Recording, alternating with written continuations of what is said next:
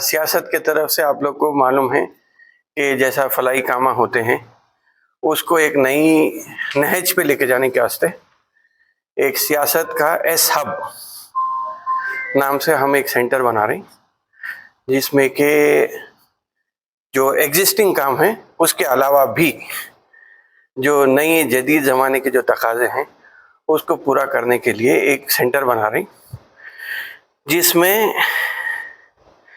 रोज़गार या तालीम का जो काम है, तालीम के साथ साथ रोज़गार के साथ उनको खुद मुक्तफ़ी होने के लिए या सेल्फ एम्प्लॉयमेंट के वास्ते, या अब नई इस्तिलाह जो इस्तेमाल हो रही है कि स्टार्टअप, उसमें गाइड करने के लिए एक ये एस हब को हम शुरू कर रहे हैं, जिसमें कि मैं समझता हूँ कि अब आपको जैसा कि मालूम है कि तेलंगाना गवर्नमेंट ने 3003 करोड़ का बजट माइनॉरिटीज़ के लिए दिया है।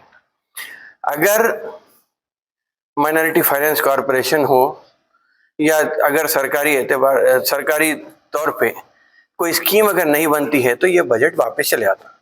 तो हम यहाँ पे एक ऐसा सेंटर बना रहे हैं जहाँ पे कलेक्शन हो जाएगा, फिल्ट्रेशन हो जाएगा, उसके बाद वो लोगों को हम माइनॉरिटी फाइनेंस कॉरपोरेशन तक पहुँचाने की कोशिश करेंगे।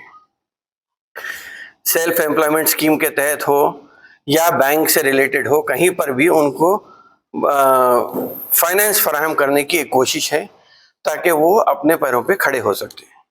तो ये इसीलिए ये सियासत हब या एस हब का यहाँ पे सोचे हम, क्योंकि अब स्टार्टअप का जो कल्चर है वो काफ़ी तेज़ी पकड़ते जा रहा है। सेंट्रल गवर्नमेंट हो या स्टेट गवर्नमेंट हो, हर कोई स्टार्टअप को सपोर्ट करने की कोशिश कर रहे हैं।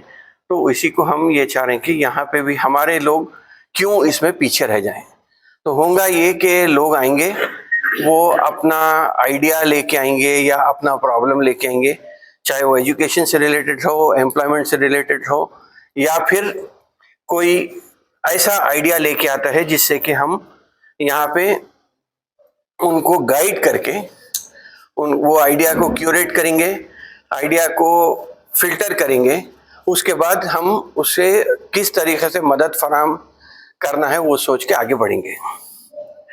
तो एक किस्म से ये समझिए कि यहाँ पे हम इस सेंटर में जो टैलेंट है, ये आइडिया कैसा आया मैं आपको समझा देता हूँ, उससे आप लोग बेहतर समझ सकते हैं।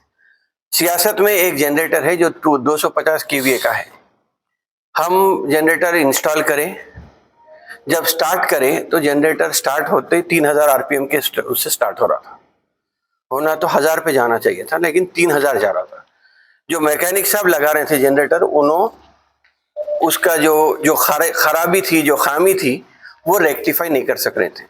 तो उन्होंने कहा कि 1-2 दिन का टाइम दीजिए, हम 2 दिन में इसका एक मैकेनिक तलाश करेंगे।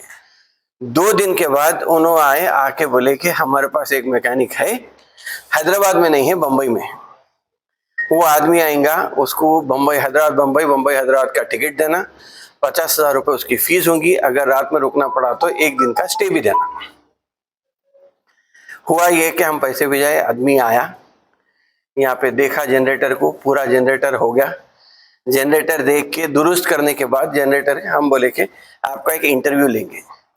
तो वो आदमी आया, मैं समझता हूँ कि 26-27 साल का आदमी, कुर्ता पैजामा में, टोपी दाढ़ी के साथ।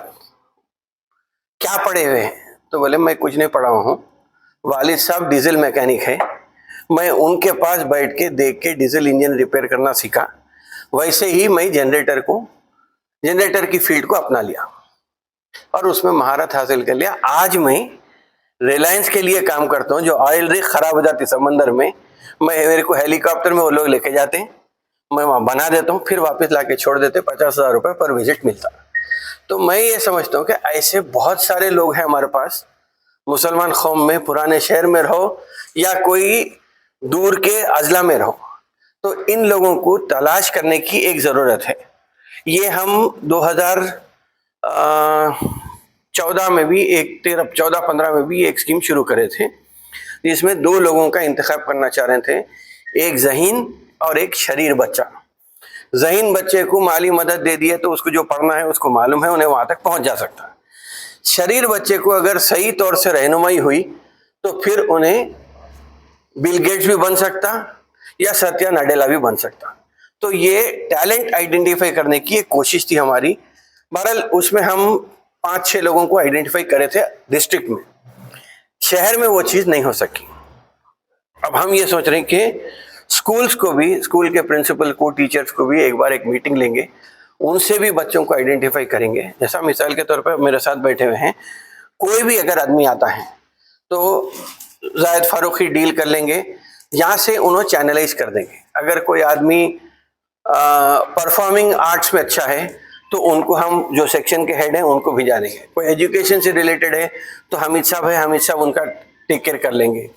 या कोई दूसरा अगर कोई मसला है, कोई एक आइडिया लेके आता है तो रेस्पेक्टिव आदमी के पास भिजा देंगे, ताकि वहां से हम उसको लेके उसका डिटेल्स जब हमारे पास आ जाएंगे तो कैसा उसको मदद करना, कैसा फराहम करना। दूसरी चीज ये है कि देखिए, माइनॉरिटी फाइनेंस कॉरपोरेशन के बहुत सारे स्कीम्स है, लेकिन स्कीम पैसे लेके कामयाब होना होते नहीं होते ये एक डाउट रहता। तो हम कोशिश ये करेंगे कि कोई बैंक से अगर टाई अप हो सकता, अगर स्कीम गवर्नमेंट की स्कीम मंजूर नहीं हो रही तो बैंक से टाई अप कर देंगे, उसको प्रोटोटाइप बनाने तक हम उसकी मदद करेंगे। उसका आइडिया अगर जनरेट हो जाता है तो फिर हम करेंगे। जैसा एक मिसाल के तौर पर निर्मल से हम एक बच्चे को लेके आए थे, निर्मल से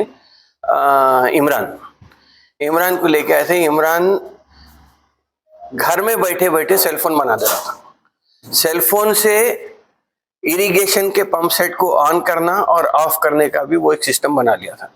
एक सेफ लॉकर बनाया था, अलमारी के अतरफ वायर्स लगा के, अगर आप घर के बाहर जाइए वो अलार्म ऑन रहेगा।